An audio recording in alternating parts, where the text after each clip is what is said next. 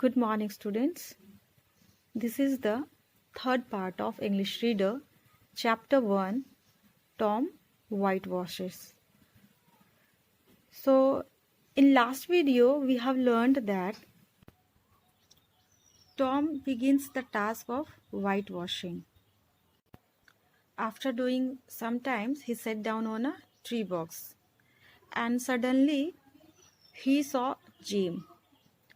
Jim is coming out of the house and Tom was very happy while coming out from the house. Tom envied Jim because Jim was going to fetch water from the town pump, while Tom had the task of whitewashing the fence. He knew that Jim would enjoy himself at the pump with the other boys and girls who played the quarreled among themselves as they waited for their turns. Tom thought that Jim can get some time from Jim. Means Jim will allow him to get some free time to play, to swimming and all. And Jim wanted to help Tom as Tom tempted him with the offer of a white marble and later offered to show him his sore toe. But after that, Jim refused to do Tom's work because he had already been warned about this by Aunt Polly and he was afraid of getting a beating. When Aunt Polly came out to check on Tom, Jim was flying away and Tom started whitewashing the fence with double speed. Okay. And after that, one of the friend of Tom, and his name was Ben Rogers. Ben Rogers was a very naughty boy, the very boy. And he was munching an apple and pretending to be a steamboat in the river and was going swimming. Ben told Tom that he was going swimming and asked if Tom did not wish he could do the same. Tom told Ben that whitewashing a fence was not a work and a boy did not get a chance to whitewash a fence every day. He made the act of whitewashing the fence sound very artistic and nice, something which everyone could not do. And after listening, Ben stopped nibbling apple. To the page number 9. He was Tom, who was doing a fine job of sweeping his brush gently back and forth and stepping back to note the effect.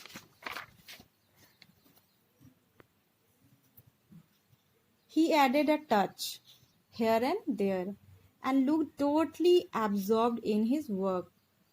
Presently, when asked, "Say, Tom, let me whitewash a little," Tom pretended to consider his request and agreed to it, but then said, No, you see, Aunt Polly is very particular about this fence. It's on that street, you know. It has to be painted very carefully. Maybe just one boy in 1,000 can do it the right way. Please let me try. Please let me just try. Ben pleaded. I will give you all of my apple. So from this paragraph, Tom makes the whole act of whitewashing the fence sound as if it was some artistic venture. So Tom makes the whole act of whitewashing the fence sound as if it was some artistic venture. He makes a great show of applying whitewash and then steps back to admire his work. The curious Ben, he requests Tom to let him try this. But Tom pretended to consider the request and then decided against it. He declared that Aunt Polly was very particular about the fence as it was right on the street and he had to be painted carefully. Then after, Ben offers him Ben offers him first the core of the apple and then the whole apple. Read this paragraph, students. Tom gave him the brush reluctantly, but he was pleased as punch that his plan had succeeded. Reluctantly means unwillingly. So while Ben panted and sweated in the sun, Tom sat in the shade and munched the apple. Here, Tom is enjoying the apple, and his friend Ben was whitewashing the fence. Boys came by and stayed to whitewash. By the time Ben was too tired to paint anymore, Tom had traded the next chance to Billy Fisher for a kite and then to Johnny. Here, two another friends are also interested to paint the fence. Miller for a dead rat, and so on. That means Tom is collected so many gifts. And when the middle of the afternoon came, from being a poor, poverty-stricken means hollow boy in the morning, Tom was literally rolling in wealth. He was a rich boy and the owner of 12 marbles, a piece of chalk, a couple of tadpoles, part of Jewish harp, a piece of blue bottle glass to look through a spool cannon, a key that would not unlock anything, a fragment of chalk, a glass stopper of a decanter. Decanter means stoppered glass container. A tin soldier's 6 firecrackers. A kitten with only one eye. A brass doorknob. A dog collar but no dog. The handle of a knife. 4 pieces of orange peel and a dilapidated old window sash, to name just a few of his new treasures. Dilapidated means in a state of disrepair. Here, he idled while the other boys painted the fence 3 times over. If he had no run out of whitewash, he would have bankrupted every boy in the village. Tom said to himself that it was not such a hollow world after all. He had discovered a great law of human action without knowing it, namely, that in order to make a man or a boy covet a thing, it is only necessary to make the thing difficult to attain. Similarly, other boys show up who are interested in whitewashing. By the middle of the afternoon, the entire fence is whitewashed 3 times, and Tom finds himself a rich man, having collected marbles, a part of Jew's harp, a kite, and many other items as payment from the boys doing this work. Tom had discovered a great law of human action without knowing it, that in order to make a man or a boy covet a thing, it is only necessary to make the thing difficult to attain.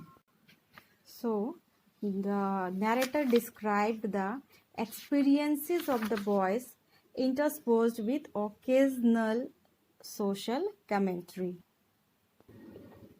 And the most important thing is that Tom got the fence whitewashed in one day through the clever trick of making the task. Do the exercise work of this chapter, students. So, question number A and B I will give you in your group, and C you have to do in your English 2 notebook. Okay. Find out the meaning of this expression as used in the text. Okay. And after that you will make sentence of these expressions also. Okay. The first one is rolling in wealth. Rolling in wealth means very rich, having many possessions. Okay, so you have to make a sentence of this expression also, like we can judge that she is rolling in wealth from the number of cars she owns. Okay, now second, eye of an artist means an artistic or a critical look. So you will make a sentence of it, that after dressing me for the play, my mother looked at me carefully with the eye of an artist looking for flaws. Now third, pleased as Punch, and its meaning is very pleased, very happy. So I was pleased as Punch when my mother took me out for a treat. And fourth, worldly wealth. Worldly wealth means material possessions or things. When the old man died, he felt all his worldly wealth to his grandson. Fifth, hopeless moment.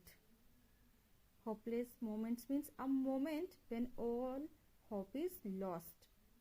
So it was a hopeless moment for me when I lost the match. Now sixth, delicious expedition, and this expression means pleasurable task or job. So write the sentence of it. Going to the pastry shop was a delicious expedition. Okay, and the last one is flying down the street. Flying down the street means running fast down the street. The thief was seen flying down the street, pursued by the policeman. Okay, after that, when we add the prefix "un" to a word, we give the word the opposite meaning, right? For example, whitewashed fence. When we put prefix from this word like "un" whitewashed fence, it is the opposite meaning of this word. So write 6 more words with "un." So this one also you have to write in your English 2 notebook.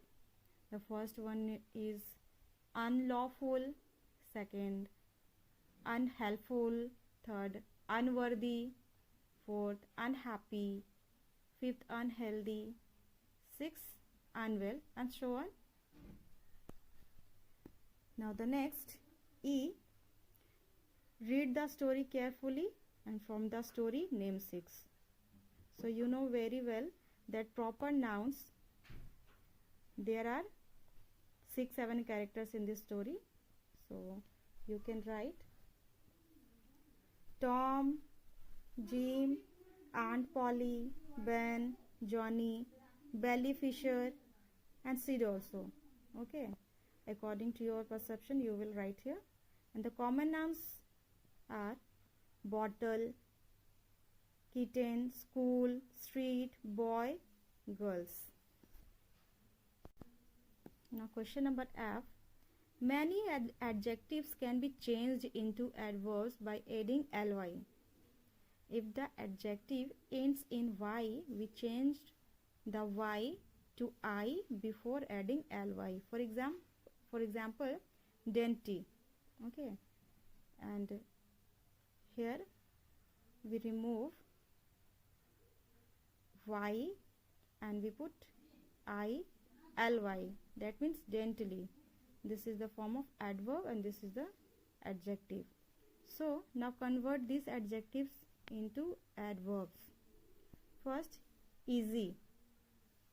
You can convert this word into adverb.